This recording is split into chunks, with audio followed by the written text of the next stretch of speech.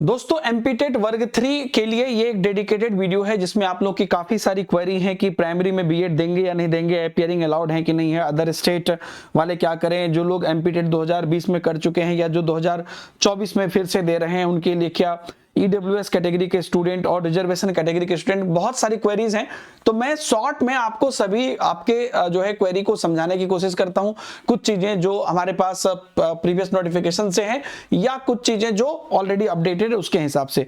पहला क्वेश्चन मैं आपको ले रहा हूं कि अच्छा एक और चीज, ये सारे जितने भी नोटिस वगैरह है सारा जो हमारा टेलीग्राम ग्रुप है Deepak Himanshu sir text book Telegram group, उसमें हम लोग डाल दे रहे हैं।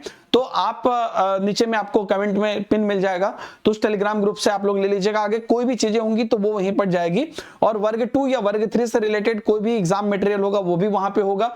और अगर आप वर्ग 2 या वर्ग 3 से रिलेटेड कोई पेड कोर्स चाहते हैं तो टेक्स्ट बुक सुपर कोचिंग के ऐप पर एक्सप्लोर कर सकते हैं आप। और अगर आप बेस्ट डिस्काउंट चाहते हैं तो यहां पर आपको डीएच सर नाम से आपको कूपन कोड है, डी से दीपक, एच से हिमांशु मेरा नाम है, तो छोटा सा कोड है, इसको इंप्लीमेंट करके आप बेस्ट डिस्काउंट पा लीजिएगा उस टाइम का। इसमें आपको आने वाली जो लाइव बैचेज है वो भी आपको यहां पर मिलेगी, तो आप लोग इसे जरूर यहां पर देख लीजिएगा। मेन पॉइंट पर आते हैं, पहला कि प्राइमरी में बीएड वाले जो है वो देंगे कि नहीं देंगे।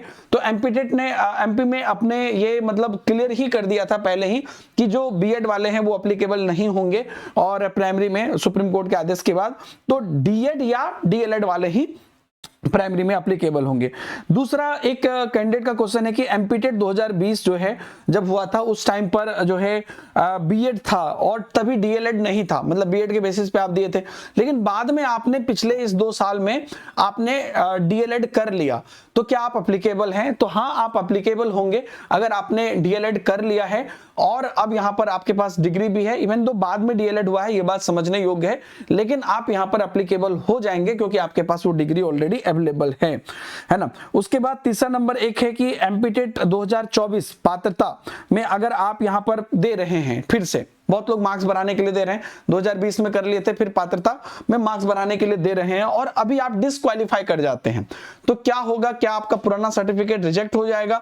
तो ऐसा बिल्कुल भी नहीं है। इस पर अगर आप देखिएगा तो यहां पर इस पर अभी मैं दिखाऊंगा ये भी, तो ये आपको क्लियर ही है कि आपका जो भी सर्टिफिकेट है उसकी जो पात्रता है वो आजीवन रहती है।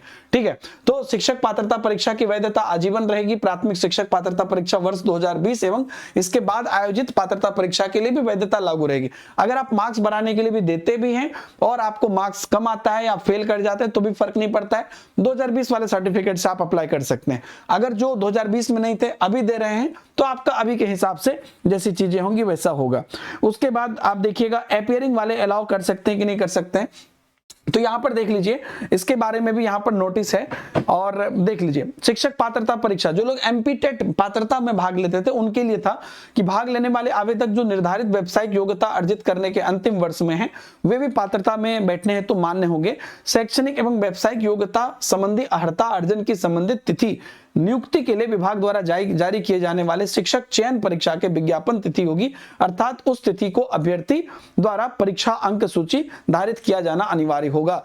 तो यहां पर जो अब चयन परीक्षा आपकी हो रही है इसके विज्ञापन की तिथि होगी, इससे पहले तक आपको सब कुछ चाहिए, मतलब पात्रता तो आप दे सकते थे, लेकिन अब यहां पर चयन परीक्षा से पहले आपको ये सब चीजें चाहिए। ठीक है, किंतु ऐसे अभ्यर्थी जिनके पास शैक्षणिक एवं व्यावसायिक योग्यता नहीं है, जो निर्धारित व्यावसायिक योग्यता अर्जित करने के अंतिम वर्ष में अध्ययनरत नहीं है, उन्हें पात्रता, मतलब कि अपीयरिंग वाला जो है उनको पात्रता तो दे दिया गया था, लेकिन उससे भी पहले है जैसे कि बस एडमिशन लिया तो पात्रता भी नहीं देंगे, लेकिन चयन परीक्षा तक जो पात्रता भी क्वालिफाई कर लिए हैं, मान लीजिए अपीयरिंग वाले, चयन परीक्षा तक आपके पास सारा सर्टिफिकेट यहां पर होना चाहिए। बहुत इस प्रकार की क्वेरी है जैसे कि पहले आप उस टाइम पर ईडब्ल्यूएस में थे अब नहीं है, तो देखिए सिंपल सी बात है कि आपके पास एमपीटेट पात्रता का पासिंग सर्टिफिकेट होना चाहिए, और इस मोमेंट पर आप जिस कैटेगरी में हैं, आप ईडब्ल्यूएस में हैं या नहीं हैं, तो दोनों ही केस में आपको यहां पर अभी के सिचुएशन के हिसाब से आपका जो है आप जनरल में जाओगे या कैटेगरी में जाओगे। एक चीज मैं यहां पर आपको दिखाना चाहूंगा, जो यहां पर आप देख लीजिए, ऐसे अभ्यर्थी जो अनुसूचित जाति जनजाति पिछड़ा वर्ग या ईडब्ल्यूएस या दिव्यांग श्रेणी में है किंतु उनके पास मध्य प्रदेश के सक्षम अधिकारी द्वारा जारी वैध प्रमाण पत्र नहीं है, तो पात्रता परीक्षा में वो अनारक्षित के लिए में आएंगे। तो अगर आज भी आपके पास नहीं है ईडब्ल्यूएस का सर्टिफिकेट तो आप अनारक्षित में आएंगे। हाँ, उस टाइम पर अगर था पहले के टाइम पर, और आपके पास वो सर्टिफिकेट है, पासिंग सर्टिफिकेट है, तो एमपीटेड पासिंग सर्टिफिकेट तो आपका काम कर जाएगा, क्वालिफाइड अगर लिखा है तो। लेकिन अभी आपको वो लाभ तभी मिलेगा जब आपके पास अभी वो चीज है, मतलब कि आपका रिजर्वेशन अभी के आपके स्टेटस पर मान्य होगा। और सबसे इंपॉर्टेंट क्वेश्चन कि क्या अदर स्टेट वाले अलाउ होंगे, तो बिल्कुल जो दूसरे राज्य वाले होंगे वो बिल्कुल अलाउ होंगे, बस उन्हें किसी भी रिजर्वेशन का लाभ नहीं मिलेगा। जो किसी भी स्टेट में होता है वो अप्लाई कर पाएंगे, बस उनको किसी भी मतलब कहीं पर भी SC ST या आर्थिक रूप से कमजोर या कुछ भी चीजें अगर आपके पास है तो वो आपके अपने राज्य के लिए होगा, यहां पर आप उसको अप्लाई नहीं कर पाएंगे, आप जनरल कैटेगरी से आएंगे। ये कुछ इंपॉर्टेंट प्रश्न आपके एमपीटेड वर्ग 3 को लेकर थे। तो ये डेडिकेटेड वीडियो मैंने एमपीटेड वर्ग 3 को लेकर बनाया।